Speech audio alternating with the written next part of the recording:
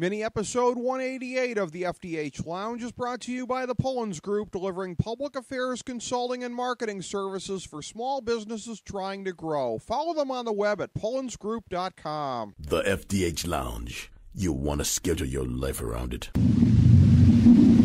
A long time ago, on a gloomy, wet Cleveland spring night, two men stand alone amidst the late-night drizzle. Their voices echo across the vacant station parking lot as they debate the merits of the great American radio show that have been missing for far too long. On that night, an idea was born. That idea became the FDH Lounge.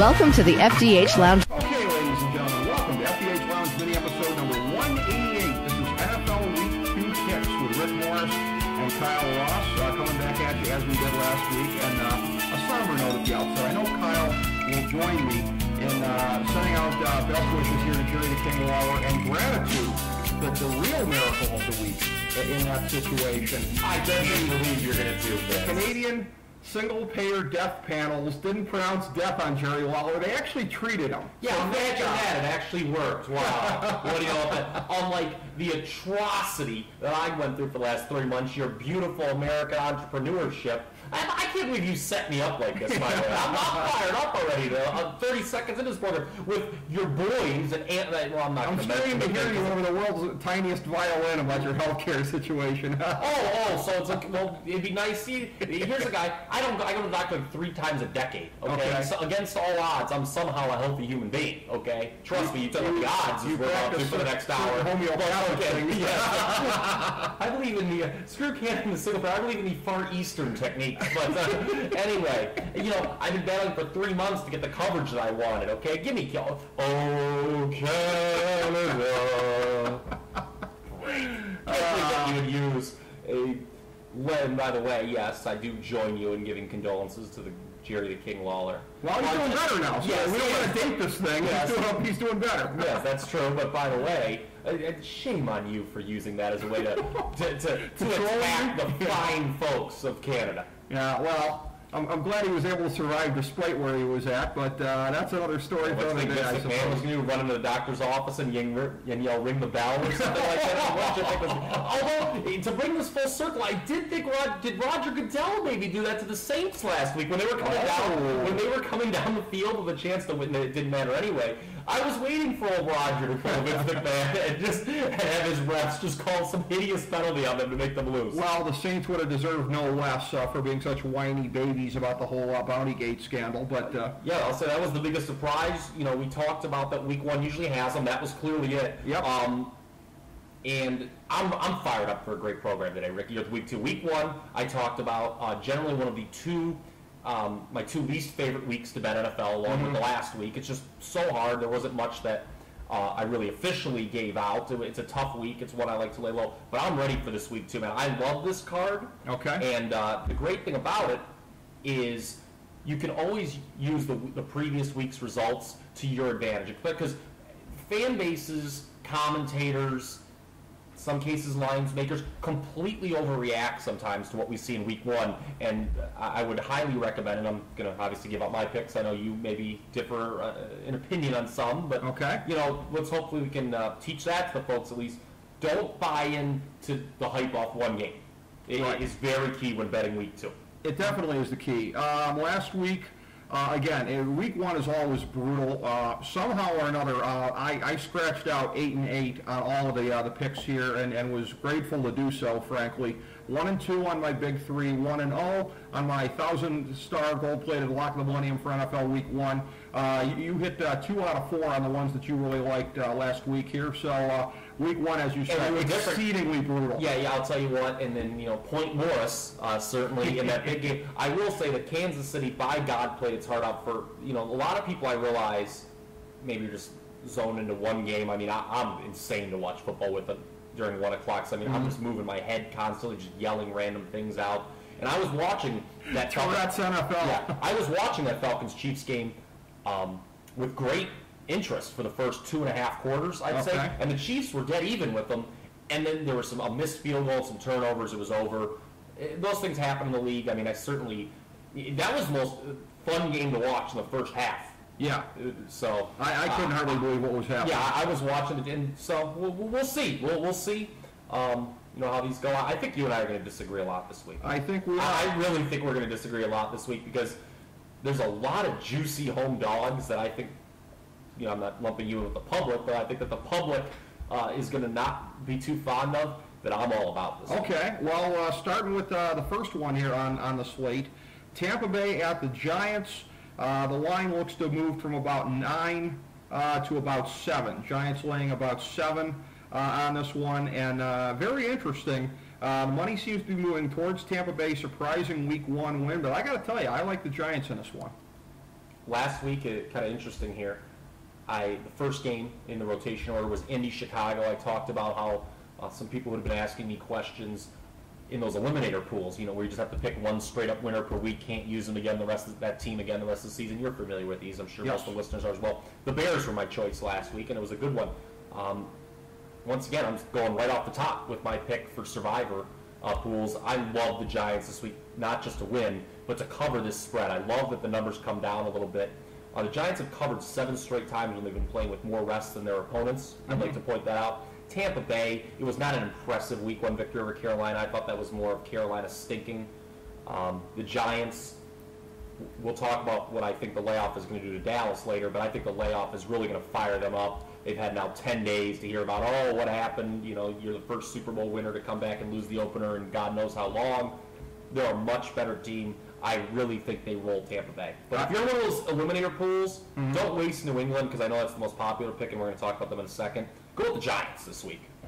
You know what, though? But here's the whole thing on the concept of wasting picks. It's a thing where, and I found this out the hard way, you sit there in Week 2 or Week 3, I'm not sure I want to waste this pick. You may not make it to the next week. True. That's true. That's the thing. That's true. That's the thing. Giants have a lot more tougher division matchups than the Patriots. Well, that's just, and it's still early. I mean, Well, so we agree on that one. And I'll, by the way, put a check mark next to the Giants. That's one of the 6 official ones that I'm making this week. I was just about to say, The Giants are one of my 6 officials this week. Okay, so you're on that a one. rare favorite that I'm going with this week.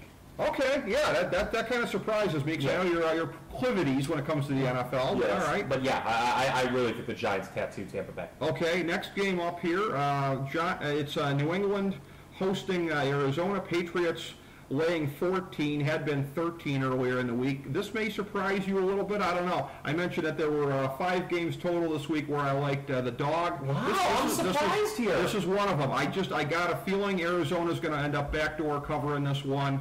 I'm generally weary of double-digit spreads. I have been known to lay this many, certainly, but this just has a weird feeling to me that Arizona gets the backdoor cover. Yeah, that's the way I'm thinking. Kind of, it's one of those situations where, kind of hold your nose the whole game, don't really watch it. Hopefully Arizona's down by about 17. They've got the ball, and New England lets them waltz in at the end to get the backdoor cover. Arizona has covered the last 2 times. They've been a double-digit dog, oh, by the way, while New England just 2 and 3 the last time they're laying 10 or more. So, not official, a slight lean only to Arizona. They're going with Kevin Cobb this week. Obviously, over John Skelton, it's not much of an upgrade. I mean, it's kind of a 6 to 1, half a dozen to the other kind of argument there. Cat poop or dog poop? Yeah, exactly. But I go a slight lean towards Arizona here. I just think that, as impressive as New England was last week, they really have no interest in covering this kind of spread. Backdoor will be open. That's what I'm thinking as well. I'm like what you said, I hate double-digit favorites, especially this early in the season. A little later in the year where some of the teams are waving the white flag, you can look at some double-digit favorites, but not here, not this early in the season. And again, I'm a little bit surprised, aren't you, that Arizona's Week 1 win wasn't priced into the number at all? Yeah, because I know a lot of people lost on that one against road favorites. Yeah, I did too. I'm going to be hitting this up, when we hit to the real meat of the card here in the middle, where there's a lot of road favorites. Road favorites only 2 and 3 against the number last week. Now, New England was one of the 2 that did cover, but Arizona covered as a home dog. It was kind of a sloppy win over Seattle, but it surprised most people, and it just shows, I think, New England's always kind of overpriced. Yeah. So, I mean, I think that's what it's a case of. Might very well be, yeah, public team. This next game here, just from our brief notes off air, we're going to have some concurrence again, I believe. Wow, okay, I thought, where's all the disagreement? It'll come eventually. Well, we're at the part of the card here where I like me some dogs. This is Minnesota at Indianapolis. Minnesota started off, I believe, -3 down to -1.5. It's a thing where I understand, and as FDH Lounge Dignitary and FDH Director of Research Nate Noy pointed out to me this week, yeah, AP might get like 500 yards on the ground against Indianapolis. Fair enough. Maybe this is just a knee-jerk thing I shouldn't give into. I don't think Minnesota should be favored by 1.5 on the road against the UFL team, much less anybody in the NFL. Yeah, Minnesota's one of two teams that I was shocked, one of two road teams I was shocked to open up as a favorite. Obviously, anyone who listened to our previews know that I don't have much of a high opinion of the Vikings' chances this year. Not because necessarily they're a horrific team, of the worst in the league, but they play in a tough division, and I just didn't think they would win many games. Now, I did say they would win one of their first two because they had Jacksonville and Indianapolis. Certainly those are two teams that are kind of on par with them. They needed one win. They got it last week in overtime, but they needed a rally to beat Jacksonville. I think that's important. The Vikings franchise has never won in Indianapolis, by the way, Ricky, going 0-11 all time. Wow. I hate them as a road favorite. Mm-hmm. And this is a big one for Andrew Luck. I know it's real early, but Peyton Manning looked good last week. Yep. RG3 looked good last week. Luck turned the ball over a lot. This is his home debut. He really, I know this is going to be worldwide hyperbole, in your opinion. He really needs to win this game, I think. And if you listen to previews, I thought Indy would be able to get to 6 wins based largely on their home schedule.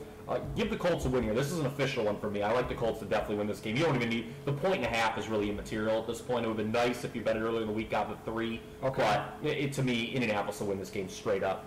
One of my issues that I have, where I don't, as much as I like Indianapolis as well, it's a thing where anytime it's two shaft teams playing one another, that just scares me a little bit. Well, yeah, but last week it was kind of like that with Minnesota and Jacksonville. If I remember, we both took Jacksonville with the points. Right, but that wasn't a big point for either of us. Yeah, it wasn't a big point, but it was 3 in the hook, and they covered with the hook. Thank you very much.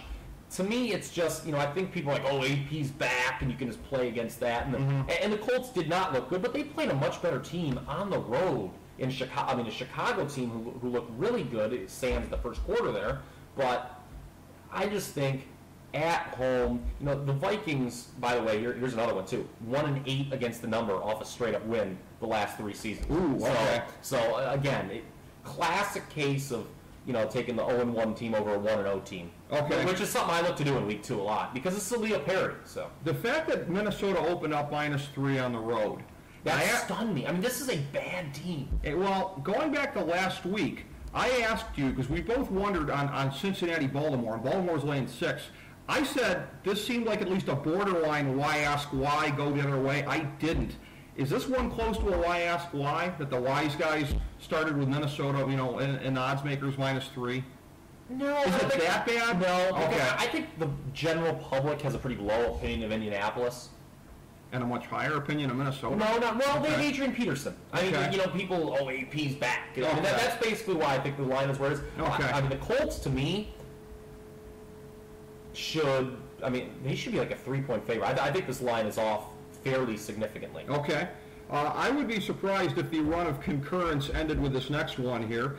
New Orleans at Carolina.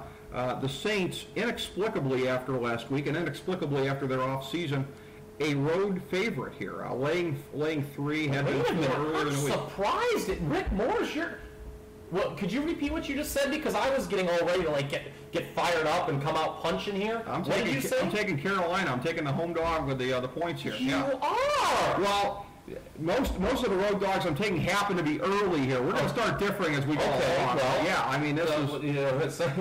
Somebody, I am on the path. Somebody called Jamie Horowitz. We're disagreeing. We're agreeing too much on this program. But look, I realize a lot of people are probably going to give me guff. Carolina was a team that I predicted to make the playoffs. Yeah.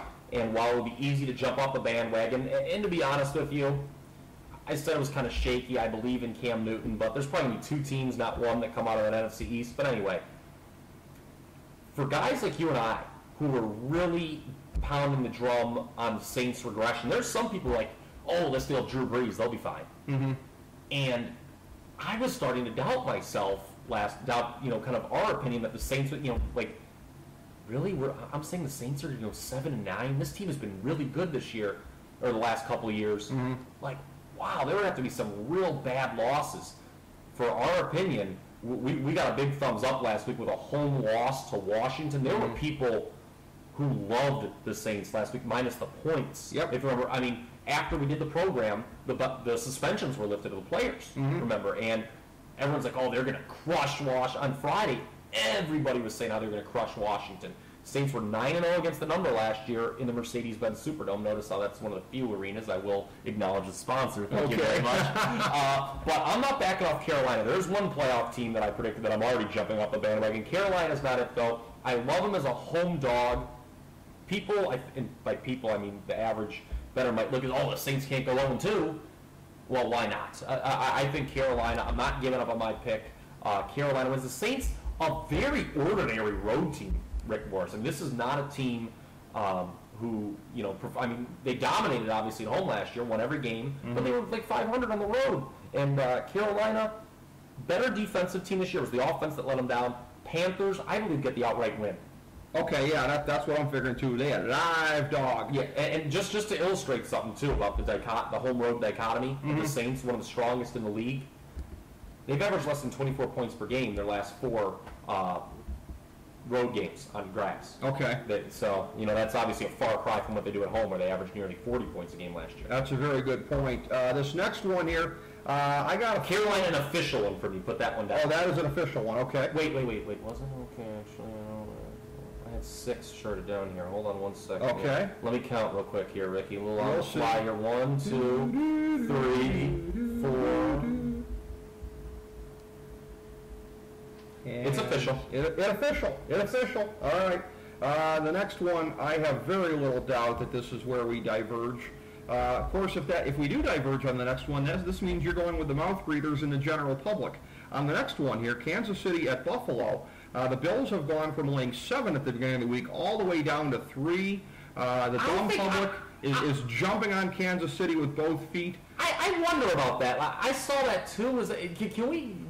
I'd like to get somebody an official ruling if that was ever a line. If that was only ever 7. I mean, I know it's high, but sometimes no. I look at it like, was that really a line? I find that hard to believe because that moved real early. I'm taking a look here. Okay. I mean, wow.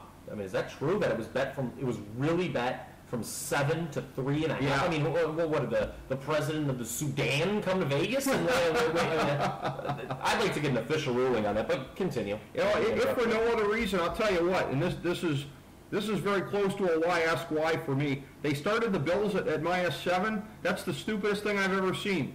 I need no further persuasion. I'm taking the Bills. I mentioned just a few moments ago with Carolina, who was kind of my sleeper pick in the NFC, that I'm not ready to jump off their bandwagon. Ooh, baby, about 2:30 last Sunday, I was jumping off this Bills bandwagon. They're not going to make the playoffs. I've already turned on them after one game. They looked 48-28 to the Jets. Does not even begin until out this week. They were down 41-7 at one point. Right. Ryan Fitzpatrick has looked awful since that contract he signed. But more disconcerting. But by the way, the injury bug has been him again. Fred Jackson hurt. The receiver got hurt. C.J. Spiller came in and did some. By the way, yeah, he did. Yeah. Nice that he was on my bench for the fantasy team. By the way, but he did. But they were getting clobbered, and this defense has looked awful. Going back to the preseason, just awful. Kansas City, as I mentioned at the outset, was toe-to-toe with 2.5 quarters with a good Atlanta team. Also, huge revenge game for the Chiefs. Not a lot of people probably remember their Chiefs-Bills history, but last year in Week 1, the Chiefs blown out their worst home loss ever at Arrowhead, 41-7. Okay. They'll remember that. This is an official one for me. Chiefs get the outright win. I thought for a second there by the way, you were going to go back. These are 2 of my sleeper teams, by the way. This year, the Chiefs I have laying the West, and I just think they looked pretty good. I'll be honest with you. Jamal Charles is a really good running back. That's just in. They couldn't use him anymore. Right. Down the street because they fell behind with the turnovers. Right. But he was, this guy, he rips off just 5-6 yard runs, it seems, every time he touches the ball. All right, So I really, this is one of my top ones actually. I really like the Chiefs. I really like the Lions. Is that one of your 6? Yes, that's one of my 6. All right, so that's the first one we differ on. And by the way, when you were saying about your Bills-Chiefs history, I'm going, is he going back to the days of Lynn Elliott? Where is this going? I thought you were back to like the 90s. Okay, all right. Because last year I was very cold on the Chiefs. Okay. I alternated. 2 years ago, they were my sleeper. They won the AFC West. Last year, a clear case of regression was in the works. I played against them in that Buffalo game. Okay. This year, let's reverse it. I'm telling you what. Kind of playing the betting chess game, by the way. What I really would like to see. Game of human chess, Larry Zabisco. Yes, what I would really like to see is an 0-2 Bills team coming to Cleveland next week, and all the dog pound fans. Oh, this is our win. We're gonna get this one. And for me just to walk to the Muni lot and be like, you know what? Give me the Bills. I can see you doing that also. Yes. Speaking of the Browns, I'll cut my hand. I'll do a little of this too. Little Hulk Hogan action. Speaking of the Browns, they're going to be in one of the 2 toughest games, I think, on the slate coming up here, with the line being what it is. But the other one of the 2 is our next one, and it involves the team that coincidentally played the Browns last week. Baltimore at Philly. Eagles started the week laying 1. They're up to laying 2.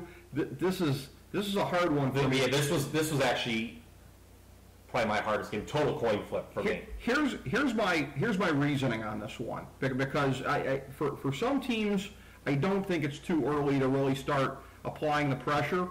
The Eagles, if they lose, particularly if they look bad, they will be the worst 1-1 team in league history, because they're the worst 1-0 team in league history. If they don't look good against Baltimore, Kyle, it's going to be here we go again. They're going to have a 4-8 start, and I just don't see it. I don't see Philly going down the crapper.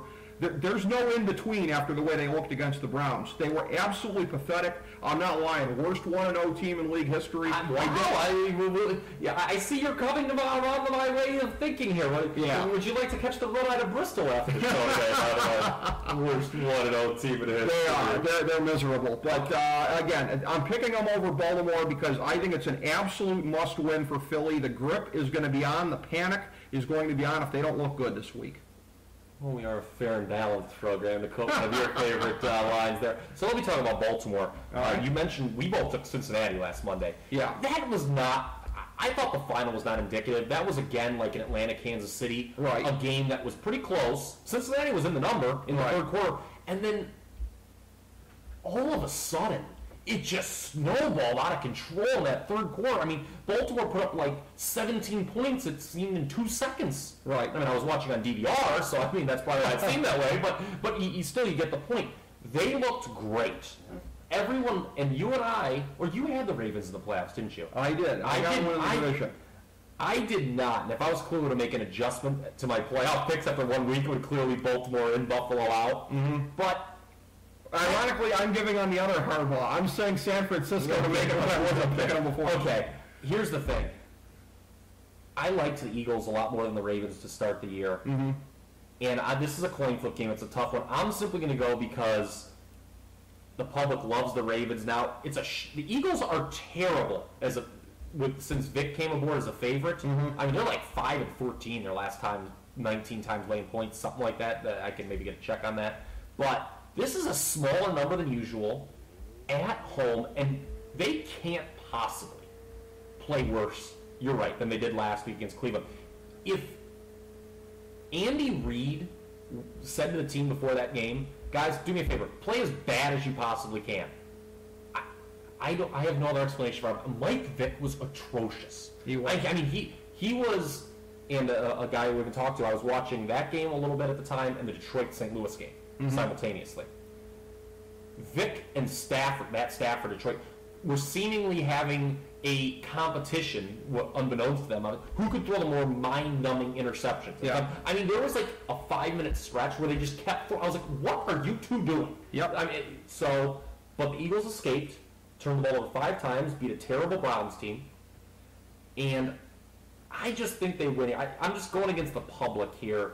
And this is by no means official, but I'll lay the very small number with the Eagles. Typically, when a team's really bad in a roll, like the Eagles have been his favorite, they start to get back a little bit. Mm-hmm. So, let's say that. Just because I had the Eagles winning their division before the year, I had the Ravens not in the playoffs. That plays a role, too. Last week, Mike Vick's passer rating was inferior to his popularity rating with the ASPCA. Okay, it was still higher than your boy Brandon Whedon's QB rating. I don't care if you're doing the old-fashioned QB rating, the ESPN QBR, or just, here. I don't need to put a number to it. He stinks. Putting up the Dolby Surround Sound QB rating.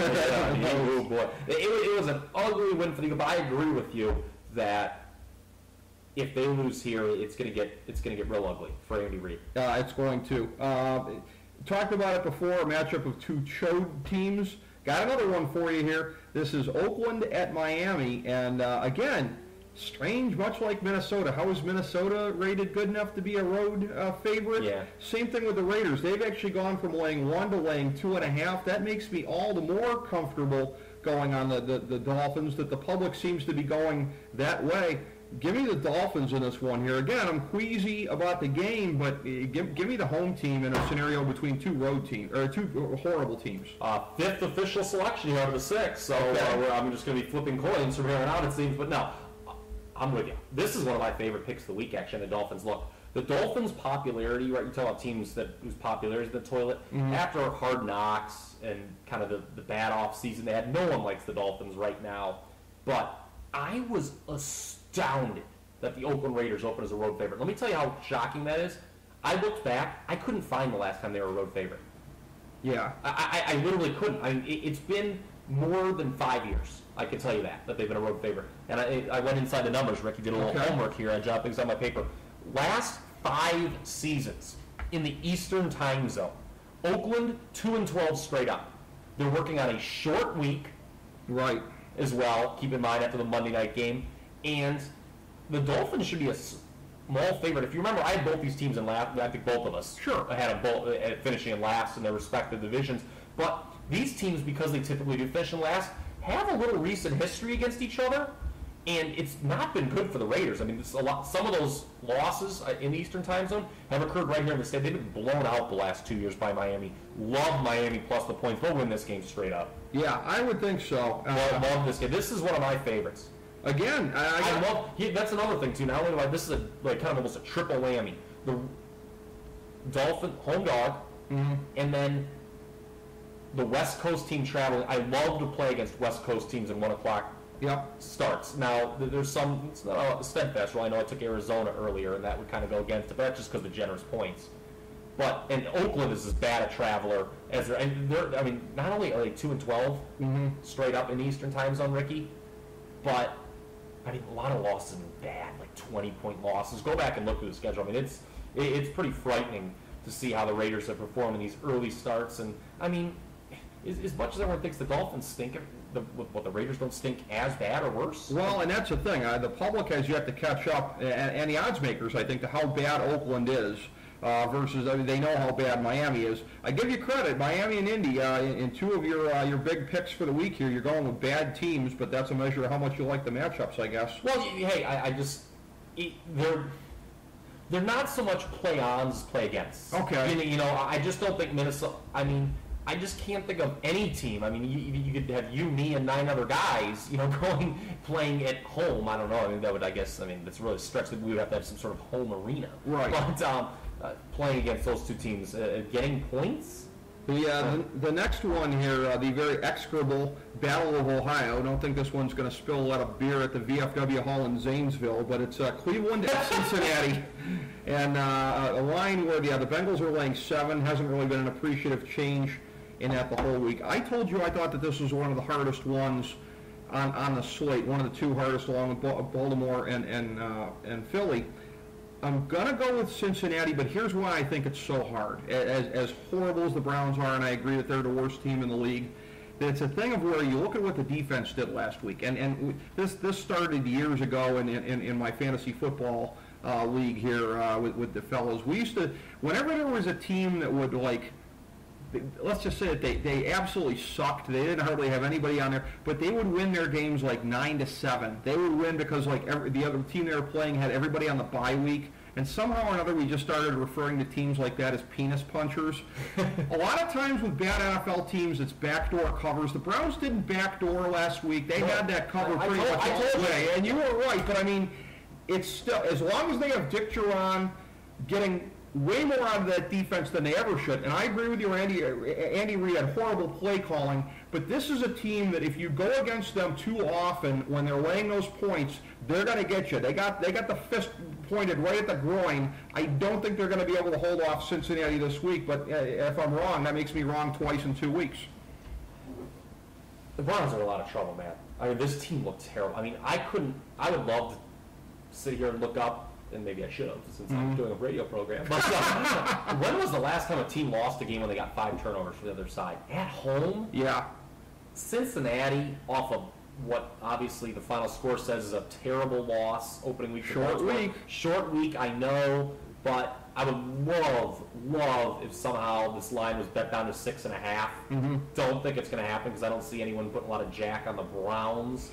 But look, off a bad loss, Bengals, they've kind of really dominated the Browns in recent seasons. They've won 4 of the last 5, 5 of the last 6, 6 of the last 7 against the Browns. And those aren't a lot of good Bengals teams either. Now, they have been typically close, to your point. I'm looking at a lot of 3-point games. A.J. Green, though, before the game looked great. Yep. I mean, this guy and Julio Jones are really ready to hit that upper echelon of receivers in this league. And Joe Hayden, remember, suspended. Yep. This one could get out of hand for the Browns, and they may not be in a position to back to recover. Not an official one. Slight lean. Bengals. We're agreeing too much. Yeah, I just think it's too imbalanced. Brandon Reed is awful. I mean, we can't say. I mean, he looks good. And the thing is, I know, you and I know this fan base a lot more than maybe a lot of the listeners who are listening, nationwide, possibly even worldwide. The easy knee-jerk thing to say if you're a Cleveland fan, and I saw you say this too, by the way, is, I guess Colt McCoy wasn't the only problem here. Yep. That's true. Yep. But I'm not convinced the Browns beat. Some people are like, if Colt McCoy would have played, we would have won that game. I'm not subscribing to that. It was so close, and he was so bad, I don't know. Colt McCoy, they wouldn't have gotten one more field goal with McCoy in there? I can't say that with certainty. Colt McCoy's terrible.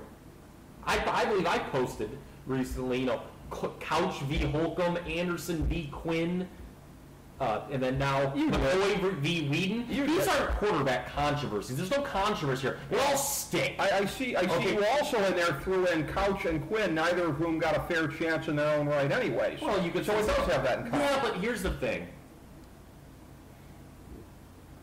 When guys don't get fair shakes, and this isn't always, there are some guys who just get screwed, I guess, by the system. I know that you don't like to hear that, quite frankly, with your political leanings, but there are some guys who get screwed by the system, but a lot of guys kind of resurface somewhere else. Yeah. I know you don't want to hear this, but for instance, Jeff Garcia stunk here for whatever reason, but he was very good when he went elsewhere. Sometimes there's blackballing. I go back to how that racist Don Chaney buried our boy Dave Jamerson back in the day and must have blackballed him all throughout the association, and he never got the chance to come off the bench and put in 40 a game like we knew he'd be capable of doing from time to time. The look on your face, by the way, is just awesome. That was not the reference I would have gone with. Okay. That's the one I always like to go with. Don Chaney and Dave Jamerson. Look, Browns fans, I'm telling you what, I had this as the second worst team in the league. You're down to the worst. I don't see how they win a division game. Oh, no. Oh, that goes without saying.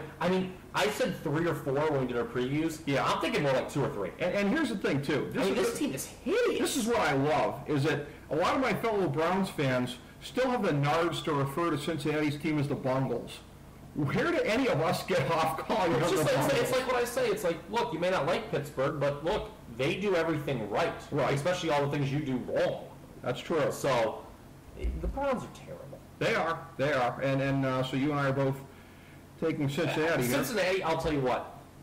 If you didn't like my Giants pick and you want to waste New England, I know he kind of disagreed with that term. Cincinnati wouldn't be a bad choice, in my opinion, one of those eliminator pools. They're definitely going to win the game. I think you agree that the Browns have 0 chance of winning this game straight up. Oh, no. That will not happen. Next game we're going to talk about here, Dallas at Seattle. That is one where the Cowboys went from laying 4 earlier in the week to laying 3. And this is one where, again, this brings up some weird thoughts. Again, I sort of feel like I am in the midst of a nice little John Kerry flip-flop here, because I was much higher on Seattle than I was Dallas coming into the year. And I don't want to let my opinions be moved too much by week one, but Dallas with a hell of an effort against the Giants last Wednesday night here. Seattle, again, proving what a lot of people suspected about having a rookie in there at quarterback. Seattle's at home. I should like them based on where I was going into last week. Come on, Ricky.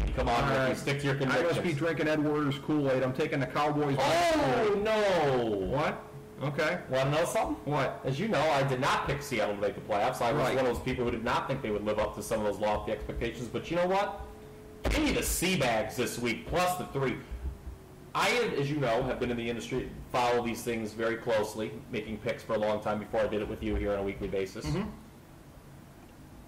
When I first started doing it, and I would see these small numbers going, because I haven't had a high opinion of Seattle in years, to be honest with you. Let me tell you something, man. You can really lose your shirt laying short numbers against Seattle in this Quest field. This team is really good at home. I mean, they had wins over the likes of the Saints, the Ravens, the Eagles, in their last 10 home games alone. They beat the Giants in a game last year that I'm still not sure happened, even though I saw it. Yeah, exactly. And this, to me, look, it's a noisy place for an undisciplined team like Dallas, who kind of sometimes has mental breakdowns. Dallas is, whereas I think the long layoff helps the Giants, because remember, from the season opener, it's been a long time since that game seems like it took place a year ago now. It'll help the Giants. It'll fuel them against the Bucs. I believe it hurts Dallas. They've had too much time to pat themselves on the back.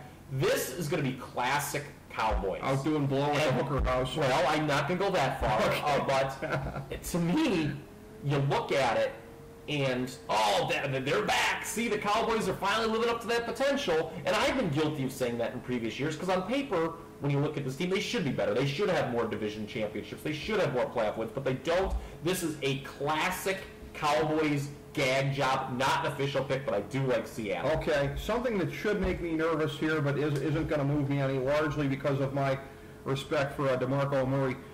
I understand they were playing against Arizona last week, but Seattle only giving up 43 yards on the ground. I mean, that's a superhuman effort. They finished 4th last year, 3.7 yards per rush allowed. Yeah. So, I mean, this is a good rush defense. It is. The Seahawks have. And, again, Quest, it's a real, I'm telling you, we talk about home road dichotomy with the Saints. Seahawks, same way. They're a much better team at home. And as much as I didn't believe the hype that maybe you and some of the others were saying about that they can win the West over the Niners, there's got to be something there, and they're at home. Dallas, to me, these teams are fairly even. So Kyle Ross is saying, give me coach him up Pete. Yeah, well, I'll tell you what, no one's ever accused, coach him up Jason on the other side. I'm like, oh boy. A lot of road teams have a really high amount of penalties on this field. They do. By the way, they do. I will say this: part of Seattle's home field advantage that they've had historically goes to matters of climate. By the way, so much for global warming, if that's the case. Oh, because global warming doesn't exist. Yeah, I got my air blasting at 100 miles an hour in the middle of September, and I almost died of heat stroke 3 times this summer. Nice. Yeah. I'm pointing out to you, Seattle has no climate advantage in this game. It is the middle of September. Honestly, and I know it's Lear jets and limousines with these NFL players now. Nobody's going to be chucking snowballs at the cowpokes on Sunday. Yeah, but it's still, I'm telling you, Seattle's a tough place to go and win. If you win in Seattle, you played well. Okay. Tavares Jackson was the Seahawks quarterback. Well, the next one, it's interesting I referenced the John Kerry flip-flop, because I'm doing one on the next game here. I'm totally flip-flopping. FDH Director of Research Nate Noy brought me around on this one. Washington at St. Louis. Last week, everybody and their grandmother is jumping on Robert Griffin III after that performance last week. That's why you'd have to figure that Washington is the favorite after St. Louis had a heroic effort last week, covering as I said that they would. I said I just had a feeling about them against Detroit. That's a good call by you. They almost won outright. Thank you. I'm looking at this. They should have won. Some people say they should have won outright. Well, I'm paying attention to what you've said previously about teams that are just short favorite on the road and everything. Washington's just not good enough to be laying the points here. I think it's a mirage. I am flip-flopping on this one from taking Washington a second straight week to I am on the Rams. I like the Redskins. This is the one road favorite I like, and I'll tell you what. Really? Yeah. And I know it's not necessarily because the maybe a little bit's RG3. They've got a lot of momentum. They're feeling good. And keep in mind though, again, playing the game of human chess here. Mm-hmm. I kind of want Washington to win this selfishly so I can start playing against them in the next couple weeks. Because then, remember, folks, let's talk about this, sports fans. The Redskins started 2-0 last year. They beat, including the win over the eventual Super Bowl champion Giants in Week 1. Right. They didn't make the playoffs. This just did. They only won 4 games the rest of the year after that 2-0 start. I think St. Louis, even though they're coming home, and yes, it was a gallant effort against Detroit, mm-hmm. They probably should have won that game. And I'm going to tell you why. They were +3 in terms. Matt Stafford, we'll talk about him a little bit more when we get to the Sunday night game against the Niners, gifted them. They shifted up a lot more in that first half. And I mean, Stafford was just eyeballing Calvin Johnson full time, made 3 terrible interceptions. If you can't win when you're +3 in turnovers, that's kind of alarming to me. Mm-hmm. It's kind of interesting. One of the biggest snafus by the replacement refs in Week 1 occurred in that St. Louis-Detroit game when the clock should have kept running after a Bradford slide, mm-hmm. but it didn't, and it actually gave the Lions enough time for the game-winning drive at the end there.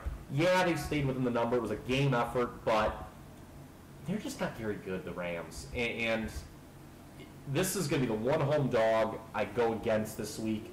I just think the Redskins have a little carryover from last week. The Rams a little hangover.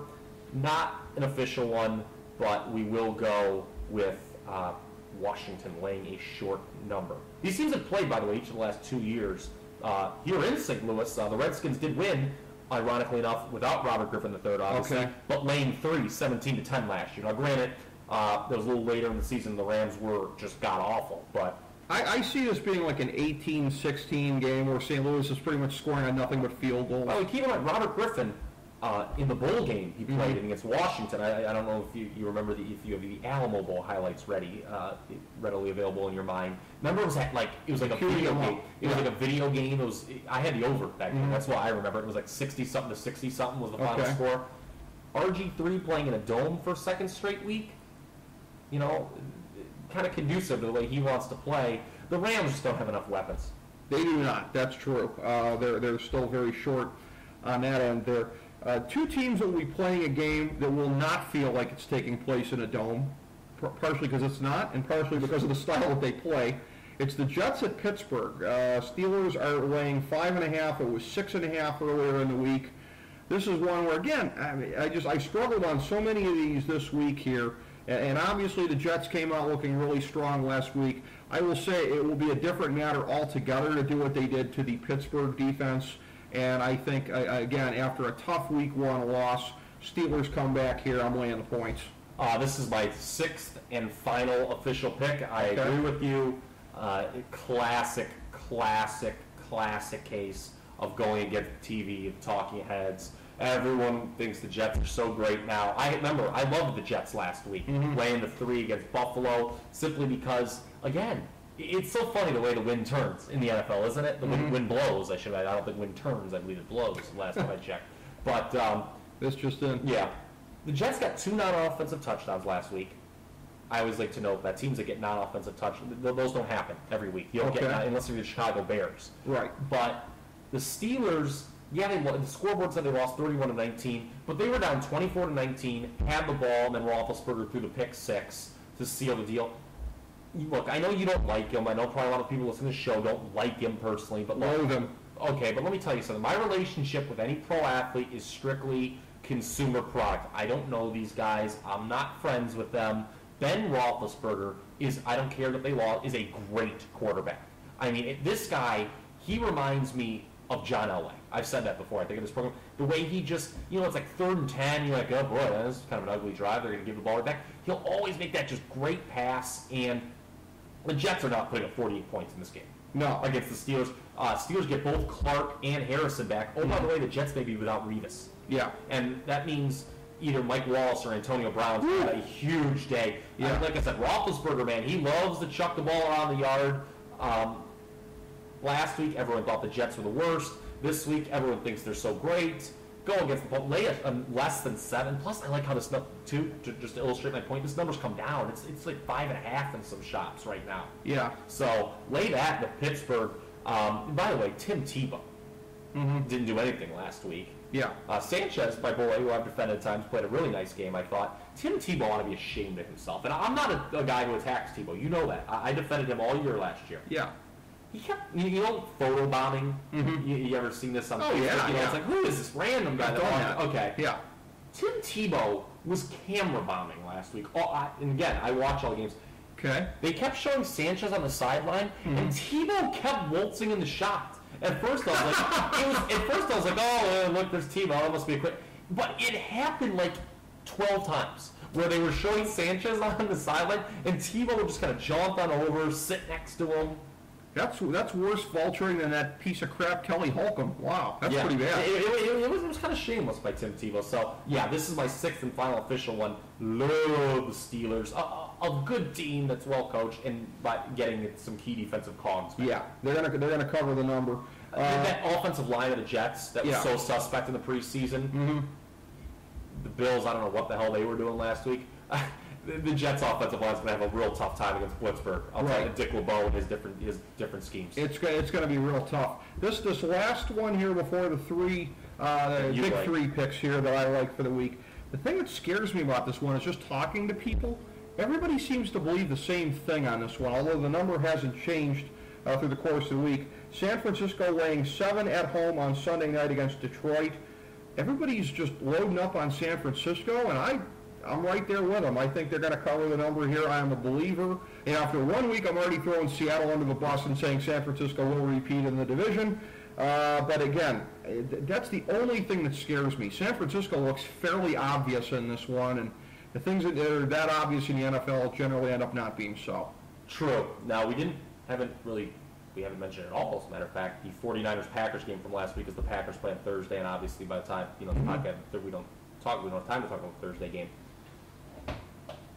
Once again, all the regression, last year, I was one of these people who said, Harbaugh, with the lockout, he's a great coach. I saw what he did at Stanford. I like him, obviously, because he's from Michigan. But he's just not going to have time to turn this thing around in such a short window. He did.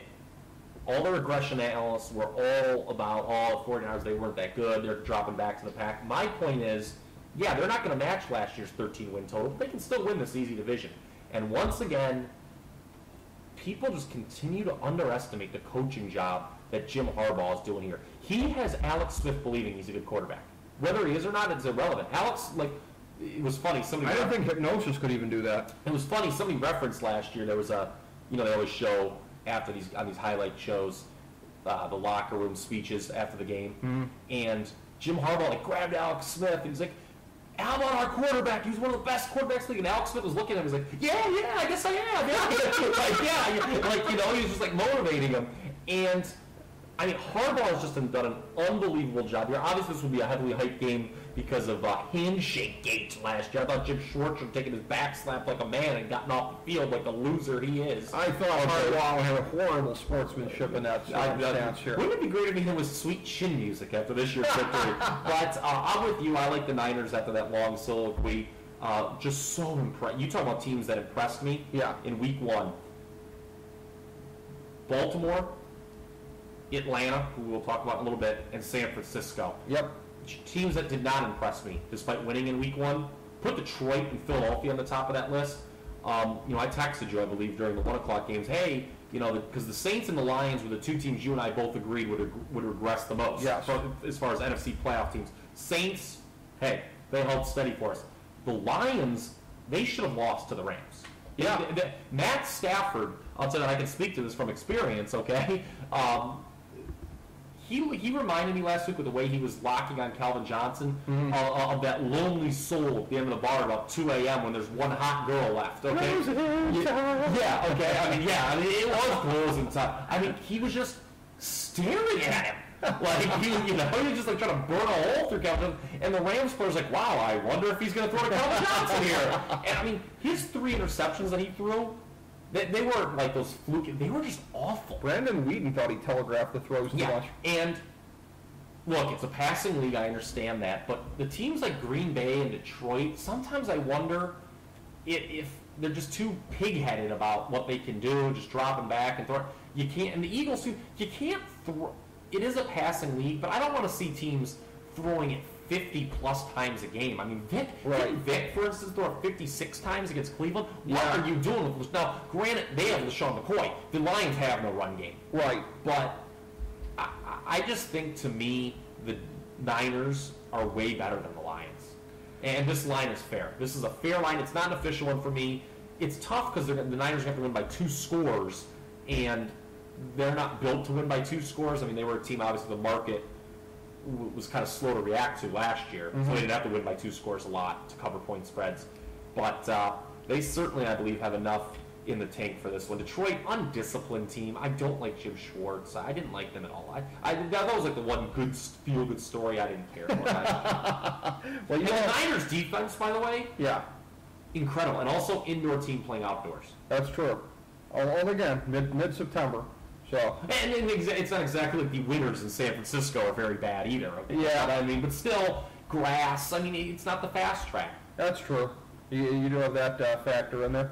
And the usually horrible groundskeeping, I believe, out at the old Candlestick. So and that's true too. You know, I mean, a passing team is going to be effective. I mean, the I keep wanting to call them the Giants, but the 49ers are really going to beat them up. I think it'll be one of those things where they'll have watered the field so much it'll be under like 3 inches of water. Detroit's going to be like, hey, wait a minute, I heard it hasn't rained out here for a month. How did that happen? And keep in mind too, Lions -3 in turnovers last week. No team had a better plus-minus ratio last year than the opportunistic 49ers. They are merciless on those. We come now to my big 3 picks of the week here. I was 1 and 2 on these last week. First of mine, Houston. They are. I can't believe the 3 games you isolated. These were 3 games that I did not like at all. At Jacksonville here. Houston is laying 7, down from 7.5. This is another famous last words, because I said last week with Philly they should have been laying 2 touchdowns to the Browns. But here I mean it. Here I truly do mean it. I do certainly believe that they should be laying that much more to Jacksonville, and would be if it was a midseason game. Again, I'm echoing exactly what I said last week, so that's a little bit scary, but I think Houston's just going to blow them off the field. And I'm going to echo what I said last week to what you said last week, if you're keeping score at home.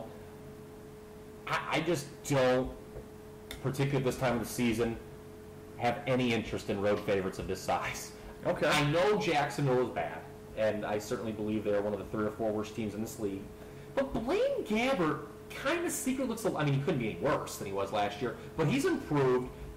I could make the argument that they should have won last week. They gave up a late score to Minnesota that forced overtime and they lost. Minnesota, congratulations. Well, okay. Welcome to the NFL, Jacksonville. But here's the thing.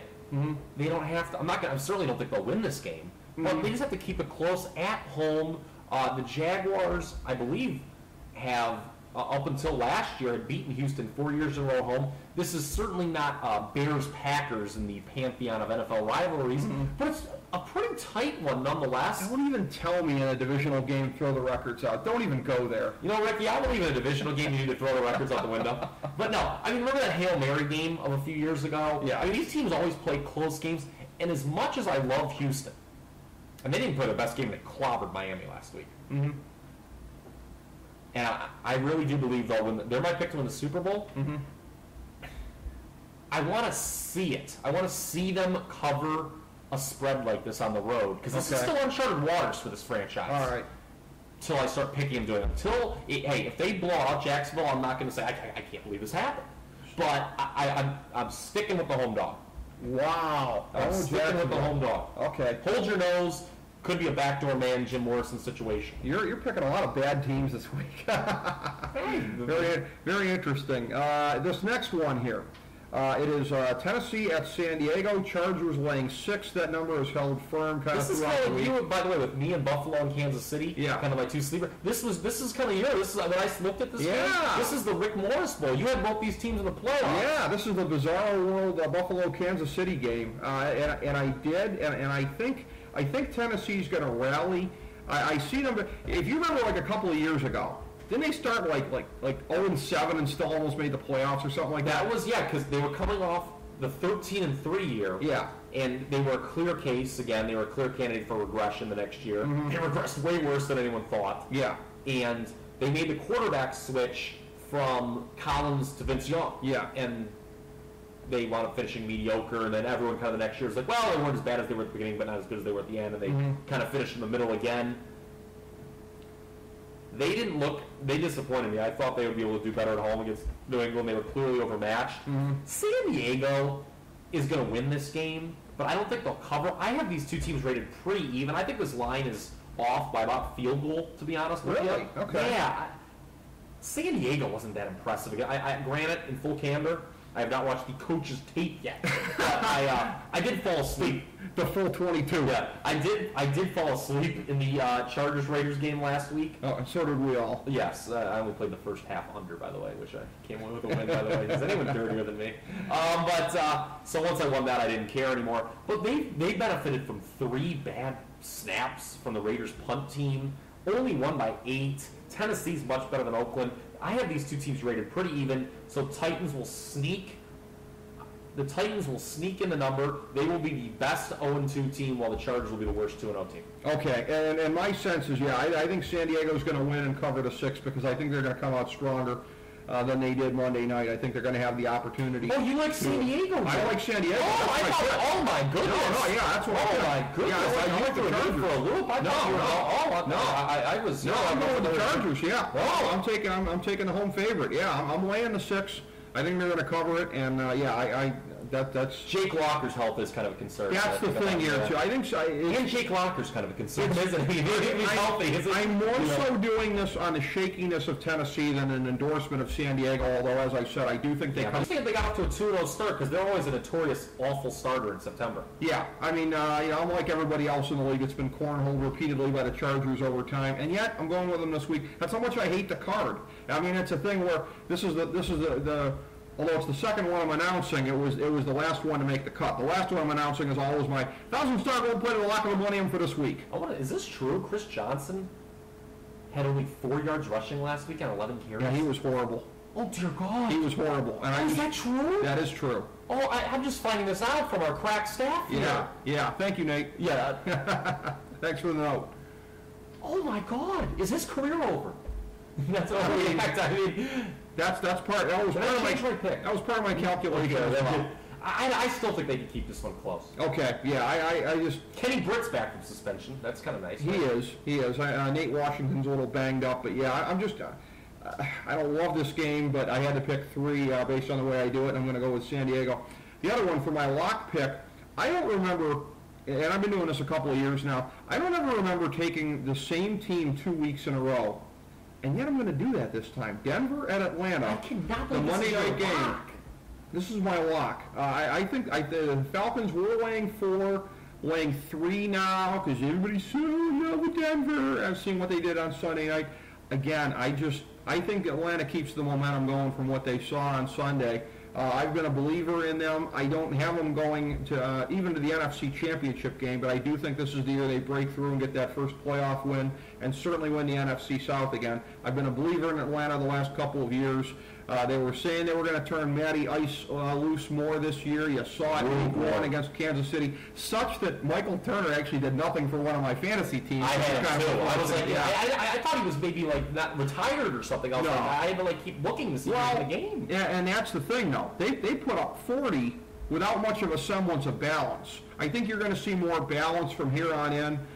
Denver, again, for as much as everybody put over their defense last year in the whole Tebow minimization thing, and I did that a little bit too, but I always pointed out it was an opportunistic defense, certainly not a great one. This is a shootout. I see points and yards galore in this one, but in the end, Atlanta covers the 3. You know, it's nice to see a fine network like ESPN finally get a bone from the league and get a good Monday night game. When I looked, I was like, what's the Monday night game next week? Because I wasn't really interested. I can't wait till they start getting Jacksonville-Oakland games again. Okay. This is a great game. It is. You couldn't have a further game for me as my 1,000-star. This, to me, is my most wishy-washy. This is my 1,000-star wishy-washy pick of the week. Okay. As a matter of fact, other than Baltimore-Philly and then that Cincinnati will they be able to cover the 7, there's no game I'm more on, and maybe that Tennessee-San Diego game we just talked about, so it's interesting that the 2 games you like the most are the 2 I'm most confused on. There's not a game that I have scratched in my head more than this one. Okay. 2 good teams, but slight lean Atlanta. They looked phenomenal in the first half last week. I told you I made it a point to watch a lot of that game. Julio Jones, by the end of this year, could be the best receiver in the league, not named Calvin Johnson. He's not good enough for Tom Heckert, though. Yeah.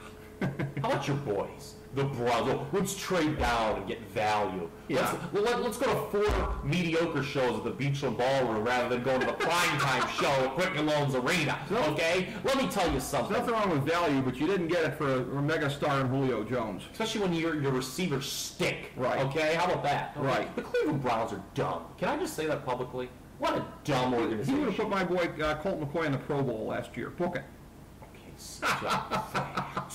He wasn't that great last year. He got to a slow start. That's true, yeah. But, people were saying this year, look for Julio Jones to explode. Yeah. Remember Roddy White? Like how good he was? He's been...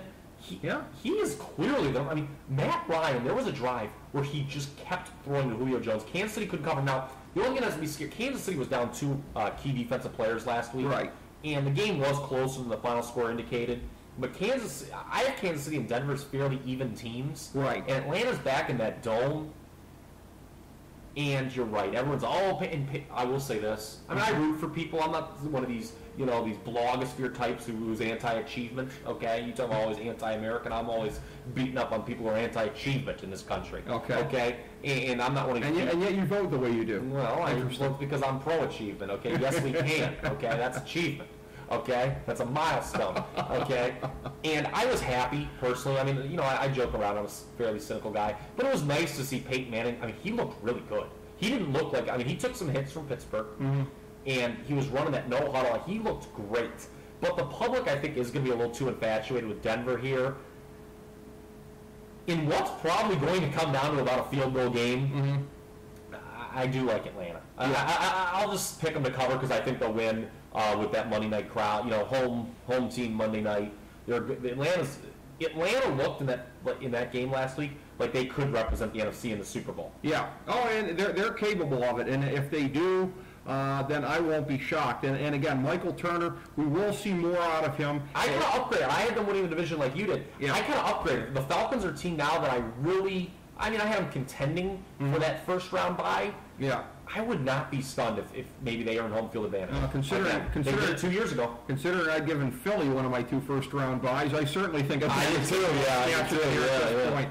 And again, we will see more of Michael Turner, and Atlanta, I think, is going to be in that optimal place with the run-pass balance. They'll be able to keep the defenses completely on their heels. It'll be the Barack Obama spread the wealth around offense here between the run and the pass.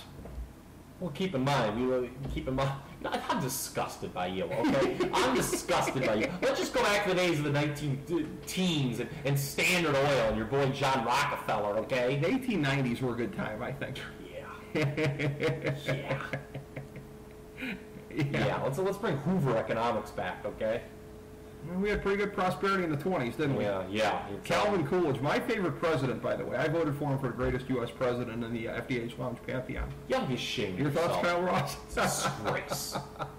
Ronald Reagan won the thing, and everybody thought I was one of the votes for Reagan. I was like, I voted for Reagan's hero. Calvin Coolidge? Yeah. It's one of the worst picks I've ever seen in my life. Business of America is business, Kyle Ross. Are we just going to end this on a complete non sequitur, or do we have one? We started like this. You started by insulting the country of Canada. Ashes to ashes, dust to dust, huh? Yeah. All right. Well, all we can say is, again, Roger Goodell, he'll be rooting for Carolina this week here. So if there's any bad calls in that game, ring the bell. Yes, ring the effing bell.